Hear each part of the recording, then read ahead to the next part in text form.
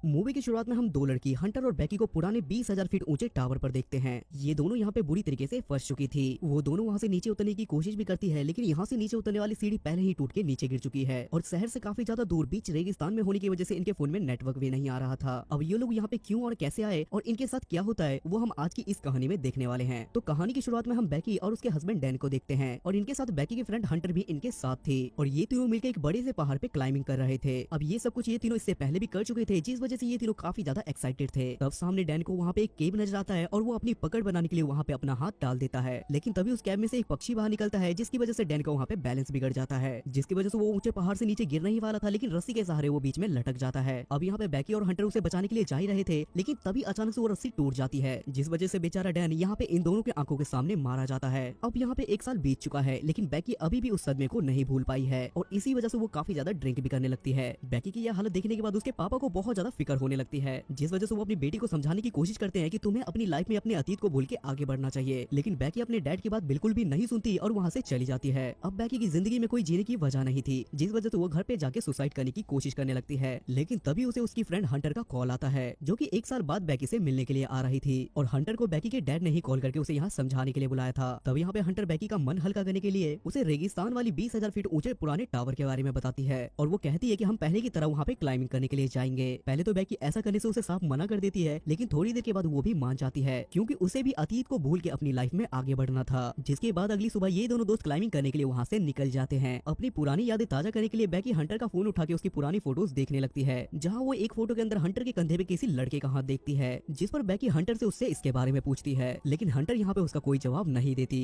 तभी बैकी के फोन पे उसके डैड का कॉल आता है, लेकिन वो अपने डैड का कॉल भी पिक नहीं करती। रास्ते में ये दोनों रात को एक होटल रूम में रुकते हैं, जहाँ पहुंचने के बाद बैकी को पता चलता है कि हंटर तो एक यूट्यूबर है और वो अपने चैनल पे अपने क्लाइंबिंग ब्लॉग्स अपलोड करती है और बस यही मात्र एक उसका अर्निंग सोर्स है। अगली सुबह ये दोनों तैयार होकर अपने अगले सफर के लिए निकल जाते हैं, जहाँ रास्ते में हंटर अपने फोन में अपना व्लॉग शूट करना शुरू कर देती है, लेकिन रास्ते में इनका ध्यान भटकने की वजह से अचानक से इनका एक्सीडेंट होते होते रह जाता है, जिसके थोड़ी ही देर बाद ये लोग अपने टारगेटेड लोकेशन पे पहुंच जाते हैं। लेकिन वहाँ पहुंचने के बाद उन्हें गेट के बाहर एक वार्निंग नोटिस बोर्ड मिलता है और उस टावर के मेन गेट पे बाहर से ताला लगा हुआ था, जिस वजह से इन्हें पैदल ही आगे बढ़ना पड़ता है। कुछ दूर आगे चलने पे हंटर को एक मरा हुआ जानवर दिखाई देता है, जिसे 2 गिद्ध बैठ के खा रहे थे और उस जानवर की फोटो क्लिक करके हंटर उसे अपने इंस्टाग्राम अकाउंट पे डाल देती है, जिस वजह से जल्दी उस पे बहुत सारे लाइक्स आ जाते हैं। अब टावर के पास पहुंचने के बाद हंटर अभी भी अपनी वीडियो को शूट कर रही थी, लेकिन उस सुनसान जगह पे इतने ऊंचे टावर को देखने के बाद बैकी काफी ज्यादा घबरा जाती है, लेकिन हंटर उसके पास आके उसे काफी ज्यादा मोटिवेट करती है और उसे अपने डर पे काबू पाने के लिए कहती है। अब ये दोनों अपनी सेफ्टी रस्सी बांध के ऊपर चढ़ना स्टार्ट कर देते हैं, लेकिन ये टावर काफी ज्यादा पुराना होने की वजह से इस पूरे टावर में जंग लग गया था और टावर के अंदर का नट बोल्ट भी काफी ज्यादा लूज था, लेकिन इन दोनों को यहाँ पे जरा भी खबर नहीं थी कि आगे इन दोनों के साथ क्या होने वाला है। पर तभी वहाँ पे बैकी जिस रॉड को पकड़ती है वो रॉड अचानक से टूट जाता है, जिसे देख वो काफी ज्यादा घबरा जाती है, लेकिन किसी तरीके से हिम्मत करके वो दोबारा से टावर के ऊपर चढ़ने लगती है। अब ये लोग लगभग आधी दूरी तय कर चुके थे, जिस वजह से ये दोनों बीच में ही रुक के थोड़ा आराम करते हैं और उसके कुछ देर बाद ये दोनों अपना आगे का सफर शुरू कर देते हैं। अब 1800 फीट ऊपर जाने के बाद बैकी को काफी ज्यादा डर लगने लगता है, क्योंकि ऊपर जाने के बाद काफी ज्यादा तेज हवाएं चल रही थी और वो टावर भी काफी ज्यादा हिल रहा था, लेकिन यहाँ पे भी हंटर उसे मोटिवेट करते हुए कहती है कि हम अपने मंजिल के बहुत ज्यादा करीब हैं। अब यहाँ पे बैकी को कुछ भी समझ नहीं आ रहा था, क्योंकि आगे की सीढ़ी आउटसाइडेड थी और वहाँ पे खुद को बैलेंस करना ही खुद में बहुत बड़ा चैलेंज था,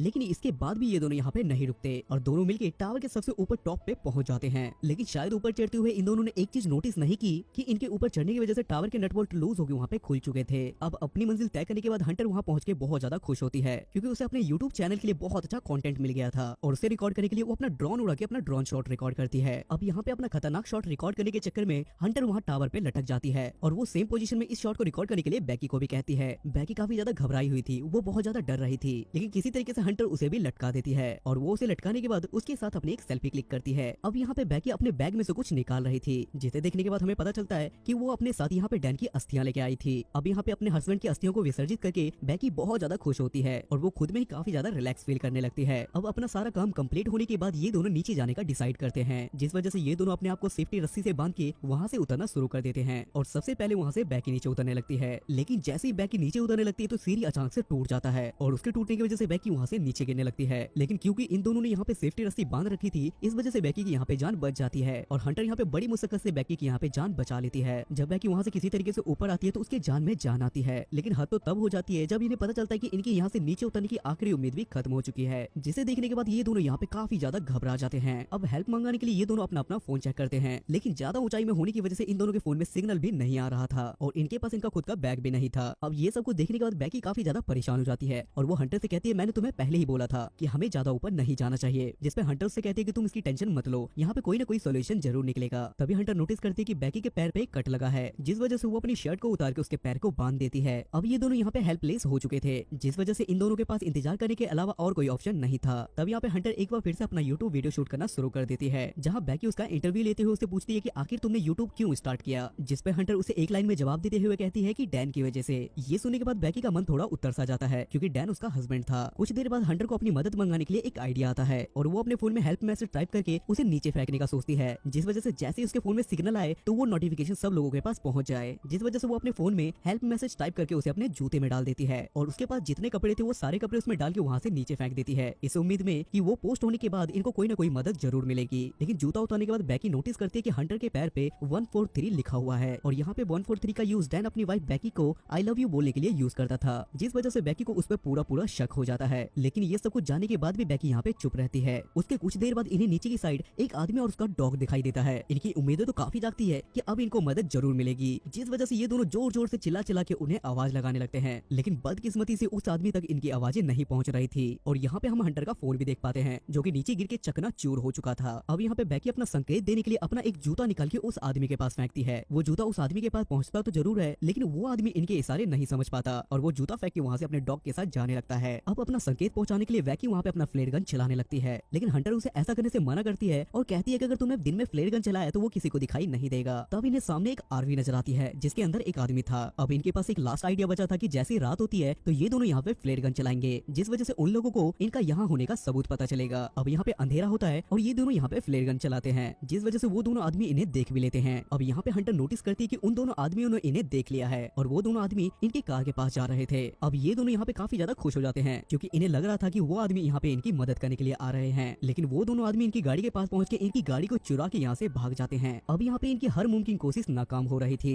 जिस वजह से इनका जीने का हौसला भी टूटता ही जा रहा था। अब यहाँ पे टावर की लाइट चलने लगी थी और अंधेरा होने की वजह से इन दोनों को वहाँ पे नींद भी आ रही थी, लेकिन वहाँ पे इन दोनों में से किसी का भी सोना इनकी लाइफ की सबसे बड़ी गलती हो सकती थी। अब यहाँ पे बैकी को रहा नहीं जा रहा था, जिस वजह से वो हंटर के टैटूज के बारे में उसे पूछ ही लेती है, जिस पर हंटर उसे रिवील करते हुए कहती है कि तुम्हारे हस्बैंड के साथ मेरा भी अफेयर था और बाद में मुझे रियलाइज हुआ कि वो मेरी सबसे बड़ी गलती थी। अब ये सब कुछ जानने के बाद भी बैकी को बहुत ज्यादा बुरा लगता है। जहाँ वो अपने पुराने गम को भूलना चाहती थी, वही नई नई राज उसके सामने खुल के आ रहे थे। अब इन दोनों को 24 घंटे बीत चुके थे और सुबह हो गई थी और बिना खाए पिए इन दोनों को भूख भी बहुत ज्यादा लग रही थी, जिस वजह से हंटर यहाँ पे डिसाइड करती है कि वो किसी तरीके से यहाँ से नीचे जाके अपना बैग ऊपर लेके आएगी और वो रस्सी को टावर में बांध के वहाँ से नीचे चली जाती है। लेकिन नीचे जाने पे हंटर को पता चलता है कि बदकिस्मती से उसकी रस्सी भी थोड़ी बहुत छोटी पड़ चुकी है। अब उसके पास यहाँ पे कोई ऑप्शन नहीं था, जिस वजह से वो अपनी रस्सी से लटक के वहाँ पे जंप कर देती है और वहाँ पहुंचने के बाद वो अपने बैग में से पानी निकाल के पीने लगती है और किसी तरीके से अपने बैग को उस रस्सी में लटका के खुद भी उस रस्सी के सहारे लटक जाती है। अब यहाँ पे बैग की रस्सी को ऊपर खींचने लगती है, लेकिन अचानक से उसके हाथ से रस्सी छूट जाती है, जिस वजह से हंटर वहाँ पे नीचे ही गिरने वाली थी। लेकिन टावर के खंबे से बने हुए रस्सी की वजह से वहाँ पे हंटर की जान बच जाती है। अब क्योंकि यहाँ पे हंटर का हाथ छिल चुका था, जिस वजह से बैकी अपनी पूरी ताकत लगा के हंटर को किसी तरीके से अकेले ही ऊपर करती है। अब इन्हें यहाँ पे पेपर पेन देख के एक और आइडिया आता है और बैकी एक पेपर पे अपना हेल्प नोट लिख के अपने ड्रोन की मदद से उसे एक बगल वाले होटल तक पहुंचाना चाहती थी, लेकिन बदकिस्मती से ड्रोन में भी चार्ज नहीं था, जिस वजह से ड्रोन वहाँ पे रिवर्स हो जाता है, जहाँ बैकी किसी तरीके से अपने ड्रोन को पकड़ लेती है। अब काफी टाइम से इन दोनों ने नींद नहीं ली थी, जिस वजह से वहाँ पे बैकी की आंख लग जाती है और उसे अचानक से एक बुरा सपना आता है और वो देखती है कि हंटर की वहाँ पे मौत हो गई है और गिद्ध उसके सामने उसकी दोस्त को खा रहे हैं, जिसे देखने के बाद अचानक से उसकी नींद खुलती है और नींद खुलने के बाद उसे पता चलता है ये तो उसका एक बुरा सपना है। अब सुबह टावर की लाइट को ब्लिंक करता हुआ देख बैकी को एक आइडिया आता है और वो सोचती है कि टावर के ऊपर वाले लाइट वाले होल्डर से वो अपने ड्रोन को चार्ज कर सकती है, जिस वजह से वो किसी तरीके से उस टावर पे चढ़ के अपने ड्रोन को चार्ज में लगाती है, जहाँ उसे पता चलता है कि वहाँ पे होल्डर का प्लग काफी ज्यादा लूज है, जिस वजह से उसे वहाँ पे लटक के ही अपने ड्रोन को चार्ज करना पड़ता है। अब ड्रोन को चार्ज करने के चक्कर में बैकी वहाँ पे काफी देर से लटकी हुई थी,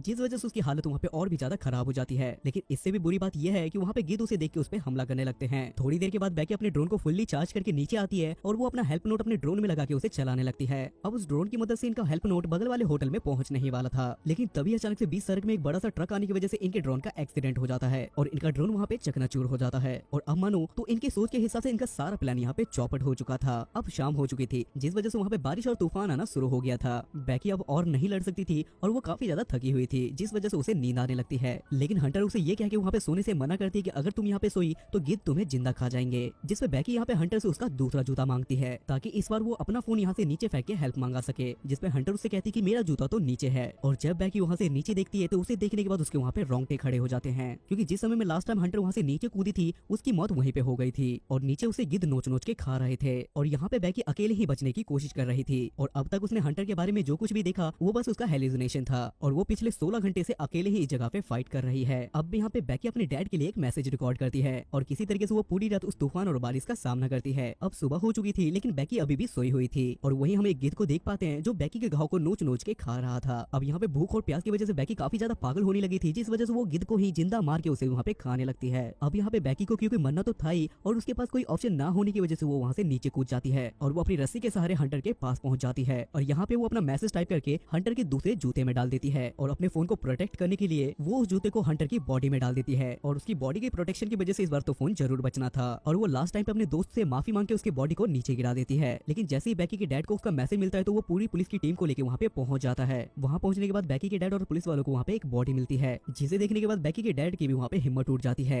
लेकिन यहाँ पे पुलिस वालों ने रेस्क्यू करके बैकी को भी बचा लिया था और अपनी बेटी को जिंदा देख बैकी के डैड को बहुत ज्यादा खुशी मिलती है और अपने डैड से दोबारा मिलने के बाद वो बहुत ज्यादा खुश होती है क्योंकि एक तरीके से वो जीते जी मर ही गई थी। और ये मूवी यहाँ पे खत्म।